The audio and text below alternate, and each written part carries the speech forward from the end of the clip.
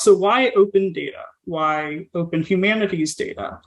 Open data more broadly makes methods and frameworks and corresponding outputs of research available to any party interested in conducting or examining or engaging with such research. Open data can serve as a point of advocacy for a variety of humanities disciplines, namely by demonstrating the breadth and the value of scholarship that is produced, of data that are produced using humanities-specific methodologies. Open humanities data practices also maintain public accountability for researchers, both to their institution, fellow researchers in their field, as well as potentially funders or others interested in that area of scholarship. Open data promotes replication, promotes engagement with a corpora, and influences how individuals are able to engage with and practice scholarship,